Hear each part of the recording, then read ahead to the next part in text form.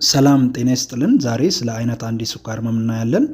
እንግዲህ የስኳር ህመም አራት የተለያዩ አይነቶች አሉት። ከስኳር ህመም ጋር የሚኖሩ ሰዎች ስለ ስኳር ህመሙ አይነት ሐኪማቸውን በመጠየቅ ምን አይነት የስኳር ህመም እንዳለባቸው መረዳት ይችላሉ። የስኳር ህመም አይነቶችንም ስናይ የመጀመሪያው አይነት አንድ የስኳር ህመም፣ ሁለተኛው አይነት ሁለት የስኳር ህመም፣ ሶስተኛው የተለያዩ ምክንያት ያላቸው የስኳር ህመም እና አራተኛው በእርግዝና ወቅት የሚከሰት የስኳር ህመም ነው። ስለ አይነት አንድ የስኳር ህመም ስናይ አይነት አንድ የስኳር ህመም የሚከሰተው ቆሽት ኢንሱሊንን ማመንጨት በጣም ሲቀንስና ሲያቆም ነው። አይነት አንድ የስኳር ህመም በአብዛኛው በህፃናትና ወጣቶች ላይ የሚከሰት ነው። ሆኖም በማንኛውም እድሜ ክልል ውስጥ ሊከሰት ይችላል። አይነት አንድ የስኳር ህመም በአጠቃላይ ስኳር ህመም ካለባቸው ከ10 እስከ 15 በመቶ ያህሉ ላይ ይከሰታል።